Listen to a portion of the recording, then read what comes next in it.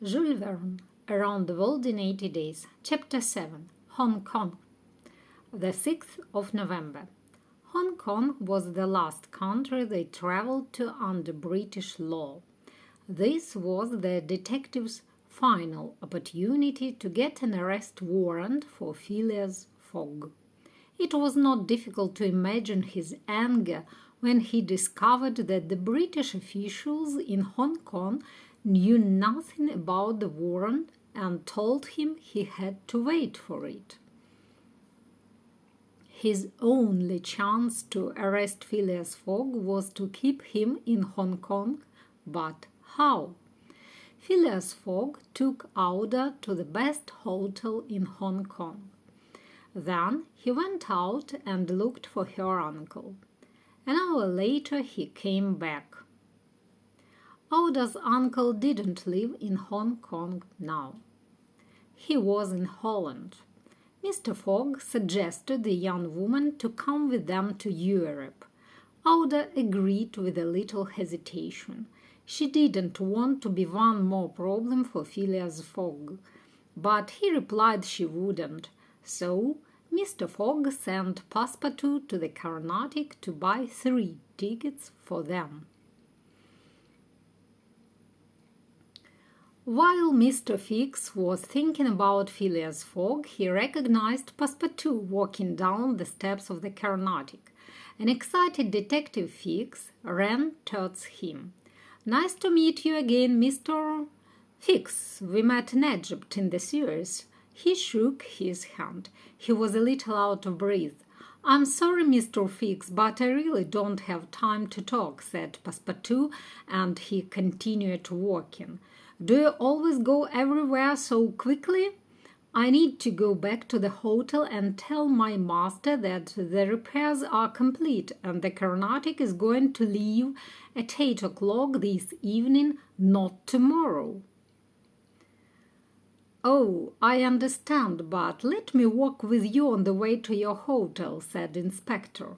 The two men talked about Hong Kong and their journey. Suddenly, Fix had an idea. "Maybe I can stop Passepartout from telling Phileas Fogg about the ship, and then the ship will leave without him," he thought to himself. He proposed Passepartout to have a drink in the bar near the hotel. The servant agreed. When they were inside the bar, the detective's plan was complete. He ordered the drinks and put something in Passepartout's one. Less than an hour later, Passepartout fell asleep at the table. "Oh, Phileas Fogg will never know about the ship now," Fix said to himself. "And now, Mr. Fogg, I just need to wait until I have the warrant for your arrest, and it won't be long now." The next day, when Phileas Fogg woke up, he was a little surprised to see that Passepartout was not there. He packed the suitcases himself and paid the hotel bill. Then he went straight to the port with Alla, but Passepartout was not there. "How strange," thought Phileas Fogg, but he showed no surprise to find that the Carnatic was not at the port. In fact, he didn't seem worried about the departure of the ship or about his servant. Instead, he went to speak to the captains of the different boats in the port. Inspector Fix, who was waiting for Phileas Fogg, followed behind. The Carnatic was on its way to Yokohama. What was Phileas Fogg's new plan? Fix saw how he paid the captain of the small boat Tankadere, who agreed to leave in an hour. They were going to Shanghai. There our adventurers would have to board on an American ship, the General Grant, going to Yokohama and then to San Francisco. Fix was very angry and upset. He walked up and down near the ship until Phileas Fogg noticed him. "Are you looking for a boat too, sir?" he asked. "We are going to Japan. If that's the direction you are going to, you can join us." Inspector Fix agreed with pleasure. He was amazed at his good luck, but he was worried that things were not going exactly as he planned. He was determined to catch his thief. "I'll have to follow Fogg around the world if that's the only way I can catch him," he thought. The weather was bad, and they came to Shanghai a little bit later. They saw the big American ship coming a little way out of the port. Phileas Fogg suggested to use the radio to ask the ship for help. The American ship stopped next to the Tankadere. Phileas Fogg gave the captain of the Tankadere 550 pounds and climbed onto the general ground. So he, Alla, and Fix were going to Yokohama. But where was our poor Passepartout? Passepartout woke up in the bar a few hours later.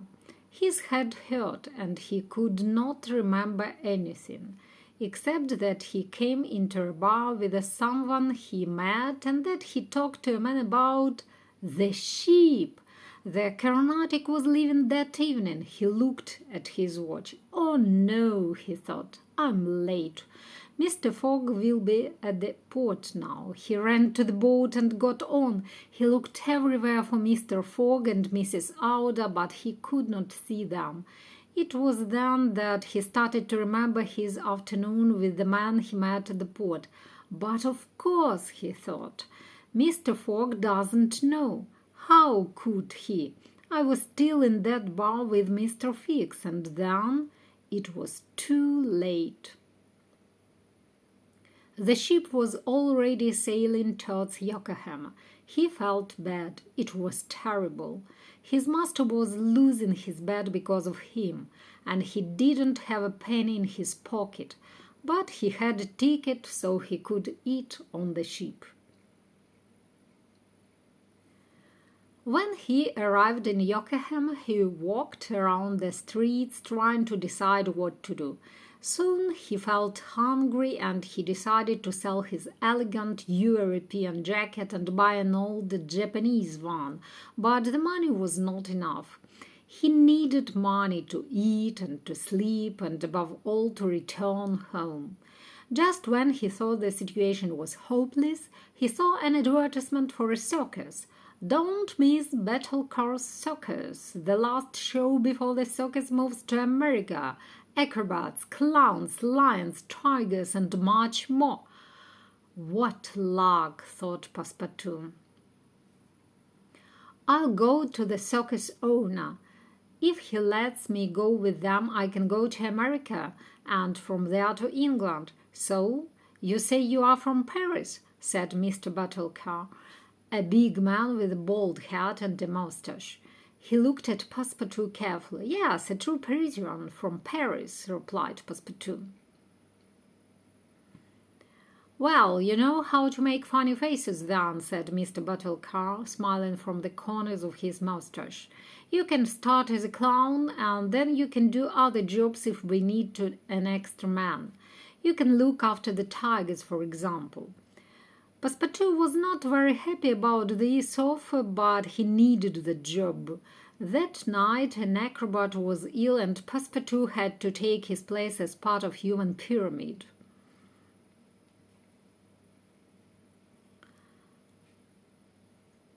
Passepartout was at the bottom of the pyramid and he had to carry the weight of several men on his shoulders.